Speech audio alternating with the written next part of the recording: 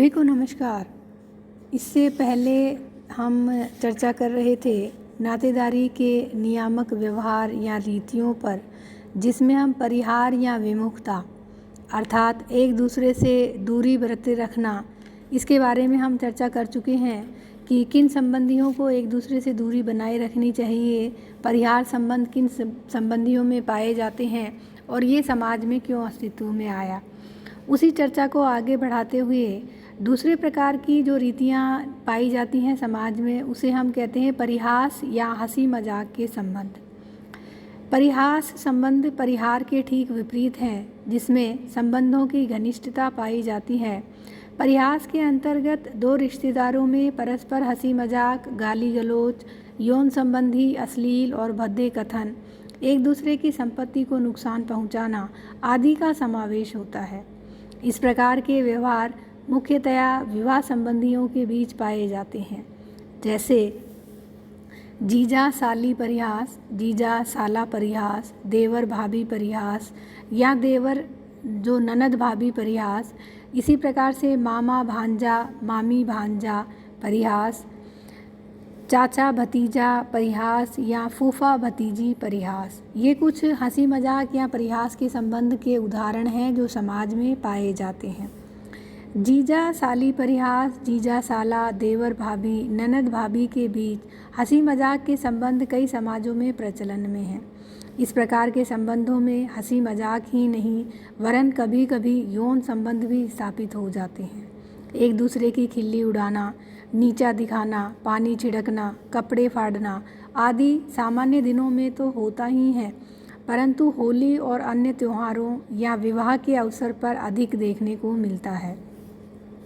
उदाहरण अगर हम इसके देखें तो अरापोहो समाज में जीजा साली में से कोई भी अगर देर तक सोता रहे तो जागने वाला सोने वाले पर ठंडा पानी गिरा सकता है और आपस में चुंबन भी ले सकता है। दक्षिणी अफ्रीका में बहुत सी जनजातियों में मामा भांजे के साथ परिहास के संबंध होते हैं। भांजा मामा की संपत्ति चुरा सकता है, उनके साथ स्वच्छंदता का व्यवहार कर सकता है। इसी प्रकार से होपी लोगों में यही प्रथा है।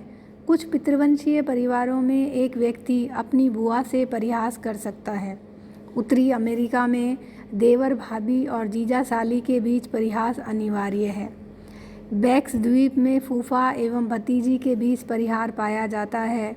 अफ्रीका की सोंगा जनजाति में यदि भांजा खाना बन जाने के बाद पहुंचता है तो वह पूरा खाना खा सकता है, चाहे मामा के लिए कुछ भी ना बचे। इसी प्रकार न्यूर जनजाति में यदि भांजे को खाना नहीं मिले तो वह चूल्हे पर एक निशान बना देता है और ऐसा करना मामा के लिए श्राप है। ऐसी स्थिति में उस चूल्हे का वह दोबारा प्रयोग नहीं कर सकता। पोलिनेशिया तथा अफ्रीका में मामा द्वारा यज्ञ में लाए गए गोश्त में से भांजा कुछ भाग लेकर भाग सकता है। ट्रोब्रियांडा द्वीपवासियों में मामी भांजे में परिहास का संबंध पाया जाता है। शरत चंद्र राय ने उराव जनजाति में दादी पोता के बीच विवाह का उल्लेख किया है। बैरियर एल्विन ने बैगा जनजाति में पोता दादी विवाह का उल्लेख किया है। इसी प्रकार से पेटिकोस्ट द्वीप में दादा पोती और दादी पोता विवाह भी प्रचलन में रहा है। अब ये जो संबंध समाज में पाए जाते हैं, ये संबंध विभिन्न कारणों से समाज में प्रचलन में आए हैं। क्या कारण रहे होंगे कि ये संबंध सारे समाज में आए? जब परिहास पारस्परिक न होकर एक तरफा ही होता है तो यह सामाजिक नियंत्रण एवं सुधार की दृष्टि से किया जाता है। रेडक्लिफ ब्राउन ने बताया कि परिहास संबंधों को हम मित्रता का प्रतीक मानते हैं, जिसे शत्रुतापूर्ण व्यवहार के रूप में व्यक्त किया जाता है। आपसी गाली गलौज, एक दूसरे के साथ मारपीट या दिखावटी शत्रुता, ये सारे इसके स्वरूप होते हैं। मामा भांजे के परिहास संबंध को विवाह से संबंधित कुलांशों के बीच संभाव्य वैमनस्य को मिटाने का एक साधन माना गया है। डॉक्टर रिवर्स का मत है कि परिहास के संबंध ममेरे फुफेरे विवाह संबंधों के कारण पैदा हुए। इसी प्रकार वेस्टरमार्क का कहना है कि जिन व्यक्तियों से परिहास संबंध होते हैं उनमें पारस्परिक समानता रही है और उनमें इतनी घनिष्ठता रही है कि वे कभी भी विवाह कर लेते हैं, जैसे जीजा साली परिहास साली विवाह का और देवर भाभी परिहास देवर विवाह का सूचक है। तो ये विभिन्न कारण रहे हैं जिसकी वजह से परिहास संबंध या हंसी मजाक के संबंध समाज में अपने अस्तित्व को बनाया या समाज में ये पाए जाते हैं। तीसरी जो रीति है नातेदारी की, उसे हम कहते हैं माध्यमिक संबोधन। कई समाजों में ऐसे नियम हैं जहां संबंधी को उसके नाम से पुकारना मना है। उसे पुकारने के लिए किसी अन्य व्यक्ति को माध्यम बनाया जाता है, इसीलिए इसे हम माध्यमिक संबोधन कहते हैं। इसका उदाहरण अगर हम देखें तो भारतीय समाज में एक स्त्री अपने पति को पुकारने के लिए पुत्र या पुत्री का नाम लेकर पुकारती है, जैसे अमुक के पिताजी या अमुक की माँ। ये माध्यमिक संबोधन है। टाइलर ही वह पहले व्यक्ति थे जिन्होंने माध्यमिक संबोधन शब्द को मानवशास्त्रीय साहित्य में प्रयुक्त किया। इस प्रथा का प्रचलन टाइलर, फ्रेजर, लोवी आदि ने दुनिया के विभिन्न भागों में देखा, जैसे दक्षिणी अफ्रीका, पश्चिमी Canada, Bharat, Australia, New Guinea, चीन, उत्तरी साइबेरिया, अंडमान, लंका, फिजी द्वीप आदि सभी प्रदेशों में निवास करने वाली अनेक जनजातियों में यह प्रथा प्रचलित थी। टाइलर माध्यमिक संबोधन की रीति की उत्पत्ति मातृसत्तात्मक परिवारों के कारण मानते हैं। ऐसे परिवारों में स्त्रियों की प्रधानता एवं सर्वोच्च सत्ता थी। पति बाहर का व्यक्ति होने से उसकी परिवार में उच्च स्थिति नहीं थी, उसे द्वितीयक संबंधी माना गया। इसलिए स्त्री उसे पुकारने के लिए बच्चों को माध्यम बनाती थी। इस रीति का जब विस्तार हुआ तो पति भी पत्नी को बच्चों के माध्यम से पुकारने लगा। लोवी इस मत को स्वीकार नहीं करते क्योंकि मातृसत्तात्मक परिवार ही इस प्रथा का कारण है। तो ऐसी दशा में पितृसत्तात्मक परिवारों में इसका प्रचलन क्यों है? वास्तव में इस प्रथा के प्रचलन के अन्य कारण भी हैं। कुछ समाजों में इसका कारण स्त्रियों की निम्न सामाजिक स्थिति है, तो कुछ समाजों में पुरुषों की निम्न स्थिति। कई समाजों में विकसित भाषा एवं शब्दों की कमी के कारण पृथक पृथक संबंधियों को पुकारने के लिए विभिन्न शब्द संज्ञाओं की कमी ने भी इस प्रथा को जन्म दिया। ये रीति है जिसे हम माध्यमिक संबोधन कहते हैं। अगली है मातुले। यह प्रथा मातृसत्तात्मक परिवारों में पाई जाती है। यहाँ मामा अपने भांजे भांजियों के जीवन में प्रमुख स्थान रखता है। उनकी आत्मीयता का आधार होता है।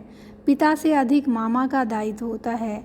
भांजों की वफादारी पर मामा का विशेषाधिकार होता है। संपत्ति मामा से भांजे को हस्तांतरित की जाती है। भांजा पिता की बजाय मामा के लिए कार्य करता है।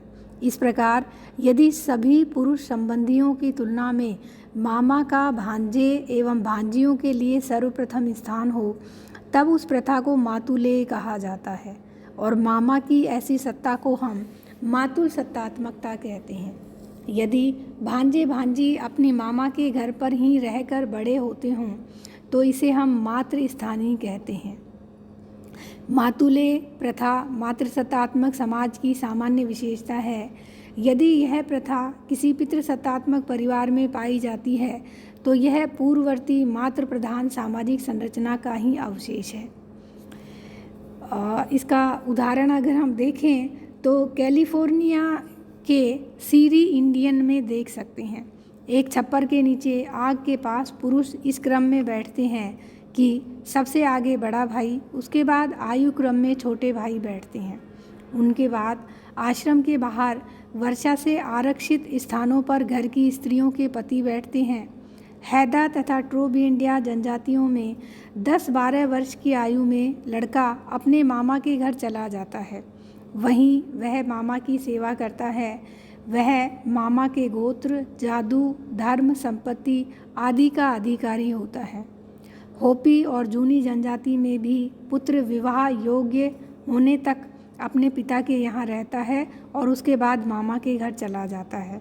मामा ही उसका विवाह करवाता है और मामा के परिवार का ही वह सदस्य माना जाता है। कहीं कहीं पर भांजे एवं पुत्र में संघर्ष देखने को मिलता है। ट्रोब्रियांडा द्वीप में मेलिनोस्की ने ऐसे संघर्ष का उल्लेख किया है।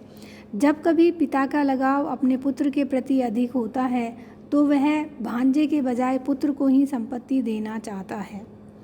पितृसत्तात्मक कोमाचे और थोंगा जनजातियों में इस प्रथा का प्रचलन है। यद्यपि विवाह के बाद पत्नी पति के घर जाकर रहती है, फिर भी पुत्रों के लिए मामा का घर द्वितीय शरण स्थल माना जाता है। और इसके पीछे भी कुछ समाजशास्त्री जो हैं वो मातृसत्तात्मक जो परिवार हैं उन परिवारों को उत्तरदायी मानते हैं, क्योंकि मातृसत्तात्मक परिवारों में माता की सत्ता होती है। पति घर से बाहर चला जाता है या बाहर का व्यक्ति उसे माना जाता है। ऐसी स्थिति में पति की अनुपस्थिति में पत्नी के लिए अपना भाई ही वह व्यक्ति समझा जाता है जो उसके परिवार का पालन पोषण करती हैं। तो इस प्रथा को हम मातृसत्तात्मक परिवारों से संबंधित भी मान सकते हैं। नेक्स्ट है पितृस्वश्रेय। जिस प्रकार से मातृसत्तात्मक परिवारों में माता का अधिक महत्व और विशेषाधिकार होता है, वैसे ही पितृसत्तात्मक परिवारों में पिता की बहन, जिसे हम बुआ कहते हैं, पितृस्वसा कही जाती हैं, उनका विशेष महत्व होता है। डॉक्टर रिवर्स ने बैक्स द्वीप में इस प्रथा का प्रचलन पाया और वहाँ बुआ ही भतीजे के लिए वधू ढूंढती है। भतीजा माँ से अधिक बुआ का सम्मान करता है, वहीं बुआ की संपत्ति का उत्तराधिकारी माना जाता है। भारत में टोडा जनजाति में बच्चे का नामकरण बुआ करती है। कुछ जनजातियों में बुआ ही दाह संस्कार की क्रिया भी करती हैं। इसी प्रकार से दक्षिणी अफ्रीका की जनजातियों में भी बुआ के सम्मान की यह प्रथा प्रचलन में है। और इस प्रथा के प्रचलन के कारण विभिन्न समाजशास्त्रियों ने अलग अलग बताए हैं। जिन संबंधियों से विवाह के बाद सामाजिक अंतःक्रिया शिथिल होने की संभावना होती है, उन्हें सतत बनाए रखने के लिए इस प्रथा का प्रचलन हुआ होगा। बुआ विवाह के बाद दूसरे परिवार में चली जाती है, अतः अपने जन्म के परिवार से संपर्क बनाए रखने के लिए पितृस्वश्रेय प्रथा का प्रचलन हुआ होगा। क्योंकि विवाह के बाद लड़की अपने ससुराल चली गई है, तो जो उसका जन्म मूलक परिवार है, जहाँ उसने जन्म लिया है, उस परिवार से उसका संबंध बना रहे, इस कारण से इस प्रथा को समाज में स्थान मिला, या ये कह दीजिए कि समाज में इसने अपना अस्तित्व बनाए रखा। अगली प्रथा है सहप्रसविता या सहकष्टी। इस प्रथा का संबंध प्रसव काल से है। कुछ जनजातियों में ऐसी प्रथा है कि जब पत्नी की संतान होने वाली हो, तब पुरुष को उन सारे निषेधों का पालन करना पड़ता है जिनका पालन उसकी पत्नी के द्वारा किया जाता है। वह भी उसी प्रकार से कष्टों को झेलता है जो कष्ट प्रसवा को होते हैं।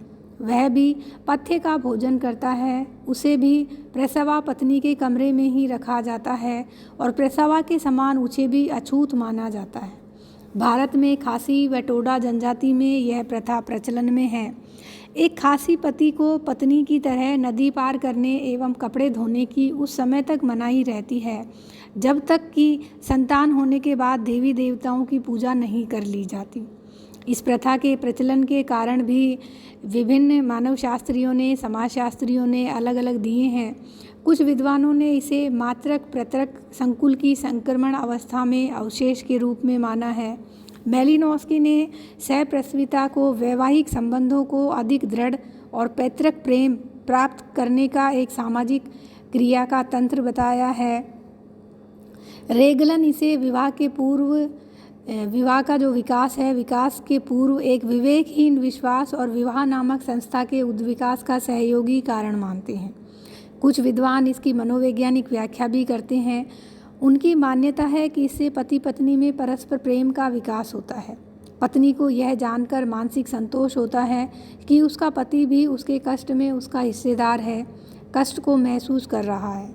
कुछ लोगों की मान्यता है कि प्रसव के समय स्त्री के शरीर में कुछ रासायनिक क्रियाएं ऐसी होती हैं जो उसके आसपास के वातावरण को प्रभावित करती है।